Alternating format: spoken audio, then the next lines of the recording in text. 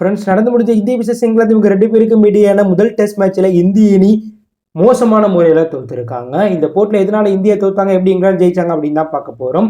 இந்த மேட்ச்ல டாஸ் வெற்றி பெற்ற இங்கிலாந்து அணி பேட்டிங்கை தேர்வு செஞ்சாங்க. முதல் இன்னிங்ஸ்ல 64.3 முடிவுல 10 விக்கெட்ல பெருக்கி 246 ரன்கள் மட்டுமே அடிச்சாங்க. அந்த அணியில பெல்ஸ்டோக் மட்டுமே அதிகபட்சமா 76 ரன்களுக்கு மேல அடிச்சாங்க. பின்னர் கிளம்பிறங்கிய இந்திய அணி அவங்களுடைய முதல் இன்னிங்ஸ்ல 121 ஓவர் முடிவுல 10 விக்கெட்ல பெருக்கு 436 ரன் அடிச்சாங்க. இந்திய அணி பேட்டிங் தரப்புல ஜெய்ஸ்வால் 80 ரன்னும், ராகுல் 86 ரன்னும், ஜடேஜா 87 ரன் அடிச்சாங்க. இதனால இந்திய அணி 436 ரன்களுக்கு மேல அடிச்சு 190 ரன்களுக்கு மேல லீடு வச்சாங்க இங்கிலாந்தை விட.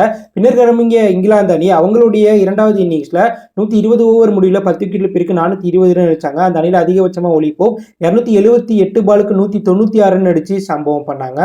பென் டக்கர் 47 ரன்னும், பென் ஃபாக்ஸ் 34 ரன் அடிச்சாங்க. இதனால 420 ரன்களுக்கு மேல அடிச்சு இந்திய அணிக்கு 230 ஒரு மிகப்பெரிய டார்கெட் இரண்டாவது இன்னிங்ஸ்ல செட் பண்ணாங்க. பின்னர் கிளம்பிறங்கிய இந்திய அணி இரண்டாவது இன்னிங்ஸ்ல அதிரடியே விளையாடாம மோசமான முறையில் விளையாண்டு அடுத்தடுத்து விக்கெட்டை இழந்தாங்க. ரோஹித் சர்மா ஜெய்ஸ்வால் தொடக்கத்தில் 42 ரன் பார்ட்னர்ஷிப் வச்சாலும் முதல் விக்கெட்டா ஜெய்ஸ்வால் 35 பாலுக்கு 15 ரன் அடிச்சிருக்கும் போது டாம் ஹெல்த் போட்ட பால்ல ஒலிபப்ட கேட்ச் கொடுத்து வெளில போக கில் 2 பாலுக்கு டெக் அவுட்ல டாம் ஹெல்த் போட்ட பால்ல ஒலிபப்ட கேட்ச் கொடுத்துட்டு 2 விக்கெட் அந்த ஓவர்ல போய் ஒரு கேம் சேஞ்சர் ஓவரா அந்த ஓவர் மாறிச்சு. அதுக்கப்புறம் உள்ள வந்து கேஎல் ராகுல் ரோஹித் கூட பார்ட்னர்ஷிப் வச்சாலும் ரோஹித் 39 ரன் அடிச்சிருக்கும் போது டாம் ஹெல்த் போட்ட பால்ல எல்பிஐட்டு வெளில போயிட்டாங்க. கேஎல் ராகுல் 48 பாலுக்கு 22 ரன் அடிச்சிருக்கும் போது ரூட் போட்ட பால்ல எல்பிஐட்டு வெளில போக, அக்சர் பட்டேல் 42 பாலுக்கு 17 ரன் அடிச்சிருக்கும் போது டாம் ஹெல்த் போட்ட பால்ல அவர்கிட்ட கேட்ச் கொடுத்து வெளில போயிட்டாங்க.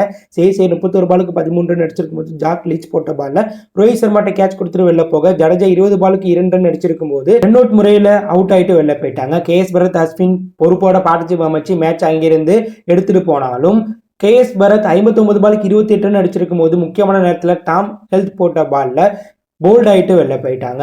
அஸ்வின் 84 பாலுக்கு 28 ரன் அடிச்சிருக்கும் போது டாம் ஹெல்த் போட்ட பால்ல செம்பிட் முறையில் அவுட் ஆகிட்டு வெளில போக, கடைசி விக்கெட்டுக்கு பார்ட்னர்ஷிப் வச்ச பும்ரா, சிராஜ், சுபம் கில் செய்யற விட சிறப்பாக விளாண்டு போட்டியை இறுதி வரை எடுத்துட்டு போக ட்ரை பண்ணியிருப்பாங்க.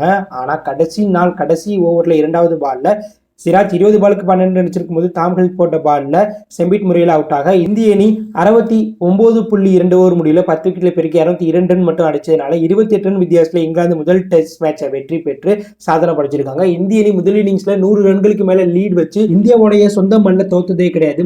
முதல்ல தோத்துருக்காங்க. இங்கிலாந்து அணியை சேர்ந்த டாம் ஹெல்த் 26 ஓவர் வீசி 5 மெடோன் போட்டு 62 ரன்களை விட்டு கொடுத்து 7 முக்கிய விக்கெட் எடுத்து சம்பவம் பட்டாங்க. இந்த மேட்ச்ல இந்திய அணி வெற்றி பெற எதற்கு ஸ்குவாடுல சுபம் கில் செய்ய இடம்பெற்றிருக்காங்கன்னு தெரியாம இருந்ததுதான் காரணம். இவங்க 2 பேரும் மோசமான ஃபார்ம்ல இருக்கும் போதும் டெஸ்ட்ல தொடர்ந்து வாய்ப்பு கொடுத்திருக்காங்க. அதற்கு பதிலாக புஜாரா, சப்ராஸ் அகமது போன்ற வீரருக்கு வாய்ப்பு கொடுத்திருக்காங்க. ஸோ இந்தியனுடைய இந்த தோல்வியை பத்தி நீங்க என்ன நினைக்கிறீங்க அப்படிங்கிற கருத்தை கமெண்ட்ல லீவ் பண்ணுங்க.